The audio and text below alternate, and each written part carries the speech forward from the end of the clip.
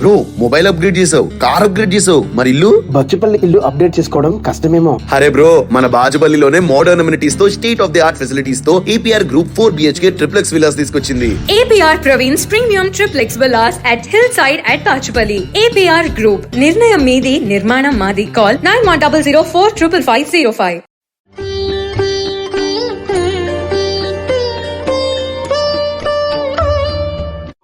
మహాశివుని ఉగ్రరూపం వీరభద్రుడు. మన దేశంలో చాలా చోట్ల వీరభద్రుని ఆలయాలుంటాయి. ఏ గ్రామంలో చూసినా వీరభద్రుని పురాతన విగ్రహాలు దర్శనమిస్తాయి. చాలా మంది వీరభద్ర స్వామిని గ్రామ దేవతగాను, కులదైవంగాను కొలుస్తారు. మరికొందరు పరమశివుడి కుమారుడుగా భావిస్తారు. ఇంతకీ ఈ వీరభద్రుడెవరు? శివుడితో ఆయనకున్న సంబంధం ఏంటి?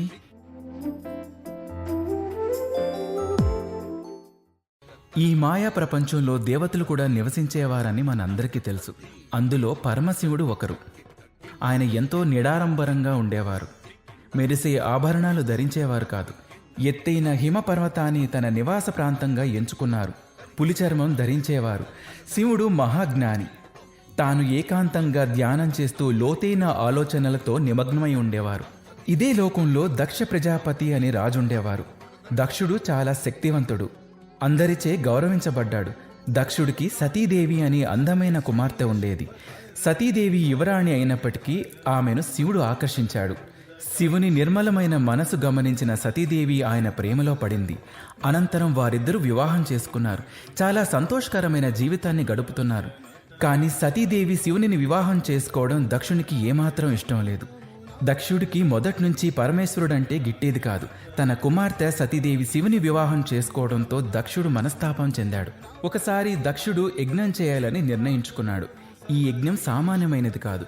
ఇది సమస్త దేవతలందరినీ ఆహ్వానించే గొప్ప యజ్ఞం. యజ్ఞం అనేది భగవంతునిపై తమకున్న భక్తిని చాటి వారి ఆశీర్వాదం పొందేందుకు ఓ విశ్వక్రమం నిర్వహించే మార్గం వంటిది. ఈ యజ్ఞం నిర్వహించడం వల్ల దక్షుడు తన ప్రతిష్ట పెరుగుతుందని భావించాడు. దక్షుడు మొదటి నుంచి శివుడంటే నచ్చేది కాదు. పరమశివుడిపై ఆధిపత్యాన్ని చాటేందుకు ఈ యజ్ఞాన్ని నిర్వహించాలనుకున్నాడు. శివుడు, సతీదేవి తప్ప మిగతా దేవతలందరికీ ఆహ్వానం పంపించాలని నిర్ణయించుకున్నాడు. శివును తన అల్లుడుగా చేసుకున్నప్పటికీ ఆయనను ఎలాగైనా అవమానించాలనే సంకల్పంతో రగిలిపోతుండేవాడు దక్షుడు. తాను నిర్వహించే యజ్ఞం ప్రపంచంలోనే గొప్ప యజ్ఞంగా భావించాడు. సమస్త దేవతలు, రాజులు కూడా ఈ యజ్ఞాన్ని గొప్పగా భావించారు. వారందరూ ఈ ముహూర్త కార్యక్రమానికి హాజరయ్యేందుకు ఉత్సాహంగా ఉన్నారు. తన రాజభవనంలో యజ్ఞం నిర్వహిస్తున్నానంటూ దేవతలకు, రాజులందరికీ అందమైన ఆహ్వాన పత్రికలను పంపాడు దక్షుడు. కానీ పరమేశ్వరుడికి మాత్రం ఆహ్వానం పంపలేదు. దక్షుడు ఉద్దేశపూర్వకంగానే శివునికి ఆహ్వానం పంపించలేదు. శివుడు అల్లుడుగా సరిపోడని భావించాడు. ఆయన తన పొడవాటి వెంట్రుకలు కలిగి ఉండడం అంటే జటాజూటములు కలిగి ఉన్నాడని, రాజ ఆభరణాలు, వస్త్రాలకు బదులుగా పులి చర్మాన్ని ధరించేవాడని, శరీరంపై భస్మం పూసుకునేవాడని, రాజభవనాల్లో నివసించకుండా పర్వతాల్లో ధ్యానం చేస్తూ శివుడు గడిపే విధానం దక్షుడికి ఏమాత్రం నచ్చలేదు. పరమశివునిలోని సరళత, వివేకాన్ని దక్షుడు అర్థం చేసుకోలేకపోయాడు. దక్షుని అహం శివుడి గొప్పతనాన్ని గుర్తించలేకపోయింది. కానీ సతీదేవి తన తండ్రి అంటే ఎంతో ఇష్టం ఉండేది. పరమశివుని వివాహం చేసుకొని కైలాస పర్వతానికి వెళ్ళినా తన కుటుంబాన్ని మర్చిపోలేదు. హరికథా గానం చేస్తూ ముల్లోకాలు సంచరించే నారదుడి ద్వారా ఈ యజ్ఞం గురించి సతీదేవికి సమాచారం అందింది. తన తండ్రి తమను ఆహ్వానించలేదని తెలిసి ఉద్వేగానికి లోనైంది. దక్షునికి తనంటే ఇష్టం లేకనే ఈ యజ్ఞానికి పిలవలేదని శివునికి ముందే తెలుసు. తమకు ఆహ్వానం అందలేదు కాబట్టి ఈ యజ్ఞానికి వెళ్ళకూడదని సతీదేవికి వివరించే ప్రయత్నం చేశాడు. కానీ సతీదేవి ఆ పరమశివుడి మాటలు వినిపించుకోలేదు. ఎలాగైనా తన కుటుంబాన్ని చూడాలని తపనతో సతీదేవి గుండె మరింత బరువెక్కింది. తన తండ్రికి, భర్తకు మధ్య ఉన్న విషయాలు చక్కదిద్దాలని ఆశతో యజ్ఞానికి వెళ్లాలని నిశ్చయించుకుంది. సతీదేవి తన మనసులో ఇలా అనుకుంటుంది: బహుశా నా తండ్రికి నన్ను చూడగానే తనలో ప్రేమ కలుగుతుందేమో అని మనసులో అనుకుంది. కాని తన అనుకున్నట్లు జరగదని సతీదేవికి తెలియలేదు. ఈ విధంగా సతీదేవి తన తండ్రి రాజభవనానికి వెళ్లాలని నిర్ణయించుకుంది. ఈ క్రమంలోనే వీరభద్రుని పుట్టుకకు దారితీసే సంఘటనకు వేదికైంది. కోటి ఆశలతో రాజభవనంలోకి అడుగుపెట్టింది సతీదేవి. తాను అనుకున్నట్లుగానే సతీదేవి తన తండ్రి నిర్వహిస్తున్న యజ్ఞాన్ని తిలకించేందుకు రాజభవనంలోకి అడుగుపెట్టింది. రాజభవనంలో సతీదేవి అడుగుపెట్టగానే అక్కడ ఒక దృశ్యం కనిపించింది. రాజభవనం చుట్టూ అలంకరణలు, పుష్పాలు, దీపాలతో రాజభవనం వెలిగిపోతోంది. కీర్తనలు, సంగీత ధ్వనులు వినిపిస్తున్నాయి. అక్కడ సందడి వాతావరణం నెలకొంది. సమస్త దేవతలు రాజులు అందరూ తరలి వస్తున్నారు. కాని సతీదేవి రాజభవనంలోకి అడుగుపెట్టే ముందు ఆమెకు ఎలాంటి స్వాగతం దక్కలేదు. ఆమెను పలకరించేందుకు ఎవరూ రాలేదు. తన తండ్రి దక్షుడు సింహాసనంపై కూర్చొని రాజులతో ముచ్చటిస్తున్నాడు. ఈ దృశ్యాన్ని చూసిన సతీదేవి గుండె పగిలిపోయింది. తన కుమార్తె సతీదేవి వచ్చిందన్న సంగతి కూడా పట్టించుకోలేదని కుమిలిపోయింది. అయినా కూడా తన తండ్రి తనను చూడలేదేమోనని భావించింది. ఒక పక్క యజ్ఞం కొనసాగుతోంది. దక్షుడు అందరి ముందు పరమేశ్వరుని గురించి మాట్లాడటం ప్రారంభించాడు. శివుడు నా అల్లుడుగా ఎలా సరిపోతాడు? అతనికున్న గొప్పతనం ఏంటి? శివుడి పట్ల తనకున్న అసహ్యాన్ని చూపిస్తూ దూషించసాగాడు. తన భర్త గురించి తన తండ్రి ఇలా మాట్లాడుతూ విన్న సతీదేవి ఒక్కసారిగా ఆశ్చర్యానికి గురైంది. దక్షుడు మాట్లాడే ఒక్కొక్క మాట ఆమె గుండెను గుణపంతో పొడిచినంత నొప్పిగా అనిపించింది. ఆమె పరమేశ్వరుని అమితంగా ప్రేమించిన సతీదేవి అవమానాలను భరించలేకపోయింది. తన కుటుంబాన్ని ఒక్క తాటిపై తీసుకురావాలనుకున్న సతీదేవికి ఈ ఘటన ఒక పీడకలగా మారింది. ఆమెను ఆప్యాయంగా దగ్గరకు తీసుకోవలసిన తండ్రే ఆమెను మరింత బాధ పెట్టాడు. ఈ ఘటనను ఆమె అగౌరవంగానూ ద్రోహంగానూ భావించింది. అవమానాన్ని భరించలేక సతీదేవి ఒక నిర్ణయం తీసుకుంది. తన జీవితాన్ని వదులుకోవాలనే నిర్ణయానికి వచ్చింది.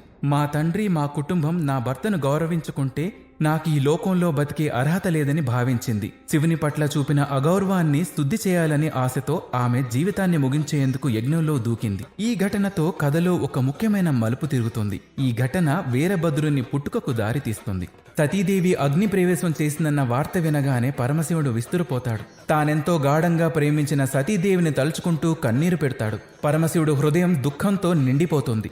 సతీదేవికి అగ్ని ప్రవేశానికి సంబంధించిన ఘటన పరమశివుడి కోపానికి కారణమవుతుంది. తనను అవమానించి సతీదేవిని బాధపెట్టి తన జీవితాన్ని ముగించేందుకు కారణమైన దక్షుడిపై కోపంతో రగిలిపోతాడు పరమశివుడు. ఆ పరమశివుడి కోపం ఎంతో భయంకరంగా ఉంటుంది. శివునికి కోపం వస్తే ప్రపంచమంతా వణికిపోతుంది. అతని కోపం చాలా శక్తివంతమైంది. అది ప్రతిదీ నాశనం చేయగలదు. తీవ్రమైన కోపంతో ఉన్న ఈ స్థితిలో అతను తన జటాజూటాన్ని తీసి నేలకు విసురుతాడు. ఈ వెంట్రుకలు సాధారణమైనవి కావు, ఎంతో శక్తివంతమైంది. ఆ జుట్టు నేలకు తాకగానే ఒక శక్తివంతమైన యోధుడు దానిలో నుంచి ఉద్భవిస్తాడు. ఆ యోధుడు అపారమైన భయంకరమైన వాడు. అతనికి 1000 చేతులు, నిప్పుల వలె మండుతున్న 3 కళ్ళు, మెడలో పురిల దండలు ఉన్నాయి. అతని రూపం భయంకరంగా ఉంటుంది. ఈ రూపం శివుని కోపానికి నిదర్శనమైన వీరభద్రుడు. శివుడు వీరభద్రునికి దక్ష యజ్ఞానికి వెళ్లి సర్వనాశనం చేయమని ఆజ్ఞాపిస్తాడు. దక్షుని అహంకారానికి, తన సతీ మరణానికి కారణమైనందుకు శిక్షించమని ఆదేశిస్తాడు. అప్పుడు వీరభద్రుడు శివునికి నమస్కరించి అతని ఆజ్ఞను అంగీకరించి దక్షుని యజ్ఞానికి బయలుదేరతాడు. రాజభవనంలోకి వీరభద్రుడు ప్రవేశించడంతో ఈ కథ మలుపు తిరుగుతుంది. ఇక్కడ ఇది ఒక కుమార్తె తన తండ్రిపై ప్రేమ గురించి లేదా తన భర్త పట్ల భార్యకు గౌరవం గురించి కాదు. ఇప్పుడు ఇది ఒక భర్త పగ, దేవుని కోపం, ఒక యోధుని మిషన్ గురించి. దక్షుని ప్రశాంతమైన యజ్ఞవాటిక, రంగురంగుల పూలతో అలంకరించబడిన రాజభవనం యుద్ధభూమిగా మారబోతోంది. పరమేశ్వరుడు వీరభద్రుణ్ణి సృష్టించడంతో ఆగిపోలేదు. అతని కోపం ఎంత ఎక్కువ అంటే ఒక యోధుణ్ణి సృష్టించడంతో సరిపోదు. కాబట్టి అతను వీరభద్రునికి సహాయం కోసం భారీ సైన్యాన్ని సృష్టించాడు. ఇది సాధారణమైన సైన్యం కాదు, చాలా భీకరమైనది. ఆ సైన్యంలో రాక్షసులు, రకరకాల భయంకరమైన జీవులతో రూపొందించబడింది. వీరభద్రుడిలా భీకరులు, శక్తివంతులతో ఈ సైన్యం ఉంది. వారి ముఖాలు భయంకరంగానూ, వారి శరీరాలు దృఢంగా ఉన్నాయి. వారి ఆయుధాలు అతి పొదునైనవి. వారంతా పోరుకి సిద్ధంగా ఉన్నారు. వీరభద్రుడు వారికి నాయకుడు. అతను అత్యంత బలవంతుడు మరియు భయంకరుడు.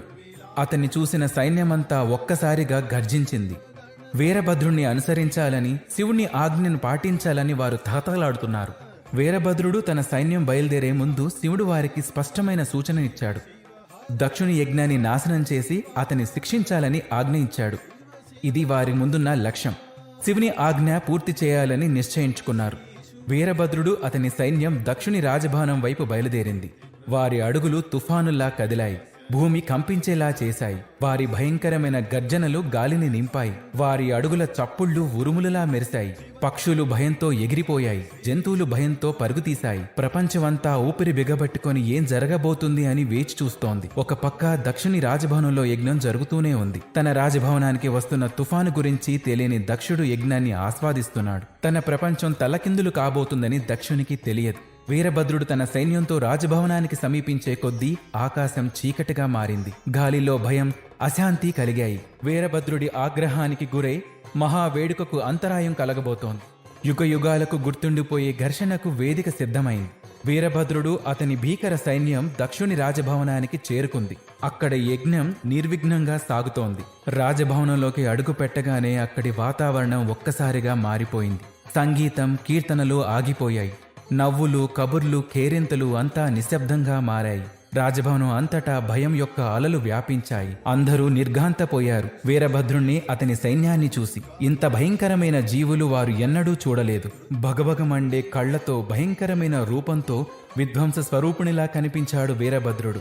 ఏమాత్రం సమయం వృధా చేయకుండా వీరభద్రుడు శివుని ఆజ్ఞ మేరకు అక్కడికి వచ్చాడు.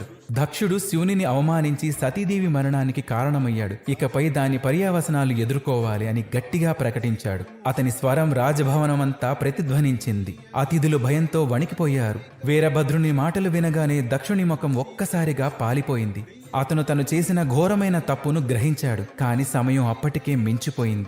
శివుని కోపం నుంచి తప్పించుకునే అవకాశం లేదని దక్షునికి అప్పటికి అర్థమైంది. వీరభద్రుని ఆజ్ఞను అనుసరించి సైన్యం సర్వనాశనం చేయటం ప్రారంభించింది. అందమైన అలంకరణలు చెదిరిపోయాయి. విలాసవంతమైన విందు చెల్లాచెదురుగా మారింది. యజ్ఞం యొక్క పవిత్ర అగ్ని ఆరిపోయింది. అతిథులంతా తమను తాము రక్షించుకోవడానికి ప్రయత్నిస్తూ అన్ని దిశలకు పరుగుతీస్తున్నారు. దక్షుని అహంకారానికి ప్రతీక అయిన మహాయజ్ఞ వాటిక శిథిలావస్థకు చేరుకుంటోంది. వీరభద్రుడు, అతని సైన్యం ఎవ్వర్నీ విడిచిపెట్టలేదు. వారిని అడ్డుకోవడానికి ప్రయత్నించిన దేవుళ్లను, రాజులందర్నీ ఓడించారు. వారు తమ యజమాని వలె శక్తివంతమైన, భీకరమైన వారు. యజ్ఞాన్ని నాశనం చేయటం, దక్షుణ్ణి శిక్షించడమే వారి లక్ష్యం. ఒకప్పుడు ఆనందంతో, సంబరాలతో నిండిపోయిన రాజభవనం ఇప్పుడు భయం, విధ్వంసంతో నిండిపోయింది. దక్షుని మహాయజ్ఞం వీరభద్రుడిలో మూర్తిభవించిన శివుని కోపంతో నాశనమైంది. కానీ వీరభద్రుని మిషన్ ఇంకా పూర్తి కాలేదు. దక్షుని శిక్ష ఇంకా మిగిలిపోయింది.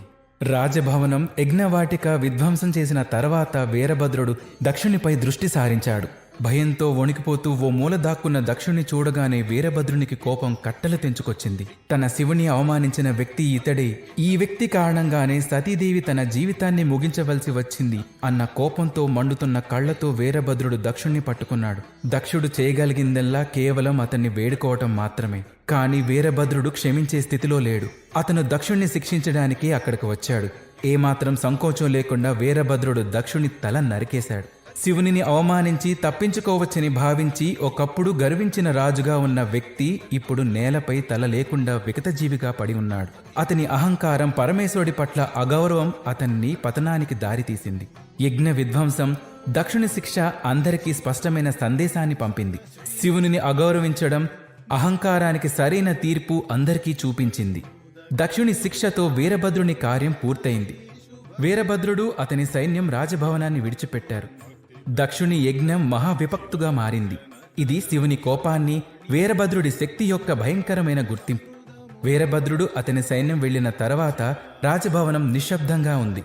సంతోషకరమైన యజ్ఞవాటిక భయంకరమైన సంఘటనగా మారింది. ప్రతి ఒక్కరూ దేవతల శక్తిని, అహంకారం, అగౌరవం యొక్క పరిణామాలు ఎలా ఉంటాయో కళ్లారా చూశారు. వీరభద్రుడు, అతని సైన్యం రాజభవనం నుంచి వెళ్లిన తర్వాత మిగిలిన దేవతలందరూ ఒక్కటయ్యారు. ఏం జరుగుతుందో అని భయాందోళనకు గురయ్యారు. విషయం చాలా దూరం పోయిందని గ్రహించారు. దక్షుడు శిక్షించబడ్డాడు. కానీ అతని శిక్ష గందరగోళం, విధ్వంసానికి కారణమైంది.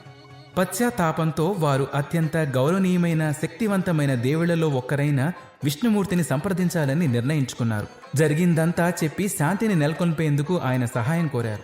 విఘ్నత తెలిసిన విష్ణువుకి పరిస్థితి అర్థమైంది. అతను వారికి సహాయం చేస్తానని అంగీకరించారు. కాబట్టి అతను, దేవతలందరూ కలిసి శివుణ్ణి దయ కోసం వెళ్లారు. దక్షుని క్షమించి తిరిగి బ్రతికించమని శివుణ్ణి వేడుకున్నారు. దక్షుడు గుణపాఠం నేర్చుకున్నాడని వారు నమ్మారు. ఈ మేరకు తేరుకున్న పరమశివుడు వారి విన్నపాన్ని అంగీకరించాడు. దక్షుని జీవితాన్ని పునరుద్ధరించాలని వీరభద్రుణ్ణి కోరాడు. కానీ దక్షుడికి తన తల బదులుగా మేకతల ఇచ్చాడు. అతను తిరిగి జీవం పోసుకున్నాడు. కానీ దక్షుడు మేకతలతో జీవించవలసి వచ్చింది. ఈ ఘటన అతని అహంకారం, శిక్షను గుర్తు చేస్తుంది. దక్షుని తిరిగి బ్రతికించిన తర్వాత కూడా పరమేశ్వరుడు శాంతించలేదు. తన ప్రియమైన సతీదేవిని కోల్పోయినందుకు అతను ఇంకా బాధపడుతూనే ఉన్నాడు. ఆమెను స్మరించుకోవడానికి ఆమె శరీరాన్ని మోసుకెళ్లి దుఃఖంతో తిరిగాడు. పరమశివుడు హృదయ విదారకంగా లోకం నుండి వైదొలిగి అనంతమైన ధ్యానంలోకి వెళ్ళాడు. సతీదేవి మరణం, దక్షుని యజ్ఞ నాశనం కావడం వల్ల శివుని జీవితంలో గణనీయమైన మార్పులు వచ్చాయి. ఆయన హృదయం దుఃఖంతో నిండిపోయింది. వీరభద్రుని ద్వారా ప్రపంచానికి తన కోపాన్ని చూపించాడు. కాని ఇప్పుడు అతను తన బాధను వారికి చూపిస్తున్నాడు. వీరభద్రుని కథ కేవలం శివుని కోపం, దక్షుని అహంకారం గురించి మాత్రమే కాదు. సతీదేవి పట్ల శివునికున్న ప్రేమ, ఆమెను కోల్పోయినందుకు అతని బాధ గురించి కూడా చెప్పవచ్చు. ఇది ప్రేమ, గౌరవం, అహంకారం, కోపం, శిక్ష, దుఃఖానికి సంబంధించిన కథ. మన చర్యల యొక్క పరిణామాలు, ఇతరులను గౌరవించడం ప్రాముఖ్యత గురించి మనకు బోధించే కథ. ఈ కథ నుంచి మనం నేర్చుకోవాల్సిన పాఠాలేంటో చూద్దాం. దక్షుడు తిరిగి ప్రాణం పోసుకున్న తర్వాత పరిస్థితులు సద్దుమణగడం ప్రారంభించాయి. యజ్ఞం భంగం కలిగినప్పటికీ విష్ణు మార్గదర్శకత్వంలో పూర్తయింది. ఇప్పుడు మేకతలతో దక్షుడు పాఠాలు నేర్చుకున్నాడు. అతని అహంకారం, అగౌరవం ఫలితం ఎలా ఉంటుందో అతనికి అర్థమైంది. ఆ రోజు నుండి అతను వినయపూర్వకమైన శివభక్తుడుగా మారాడు. శివుడు మాత్రం సతీదేవి కోల్పోయినందుకు దుఃఖిస్తూనే ఉన్నాడు.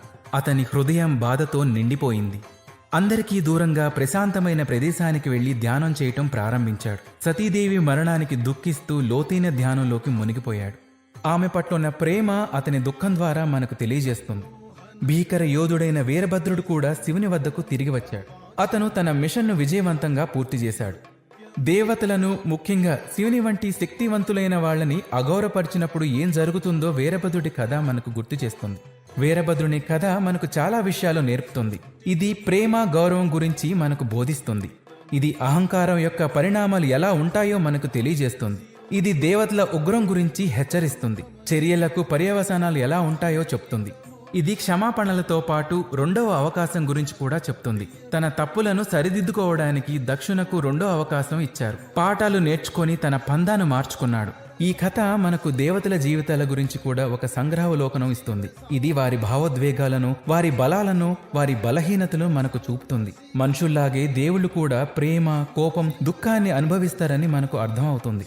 వీరభద్రుని కథ ముగిసి ఉండవచ్చు, కానీ దాని బోధనలు, పాఠాలు సజీవంగా కొనసాగుతున్నాయి. భావోద్వేగాలు, గుణపాఠాలతో నిండిన ఈ కథ హిందూ పురాణాల్లో అత్యంత ముఖ్యమైన కథల్లో ఒకటిగా మిగిలిపోయింది.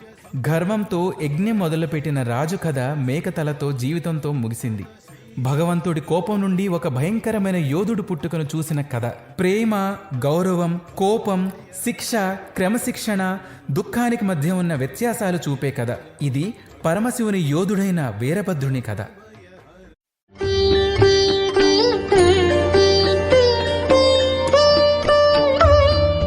బ్రో, మొబైల్ అప్గ్రేడ్ చేసావు, కార్ అప్గ్రేడ్ చేసావు, మరి ఇల్లు? బచ్చుపల్లి ఇల్లు అప్డేట్ చేసుకోవడం కష్టమేమో. అరే బ్రో, మన బాచుపల్లిలోనే మోడర్న్ అమ్యూనిటీస్ తో, state of the art facilities తో APR group 4 BHK triplex villas తీసుకొచ్చింది. APR Praveen's Premium Triplex Villas at Hillside at Pachupalli. APR Group. నిర్ణయం మీది, నిర్మాణం మాది. Call 9100455505.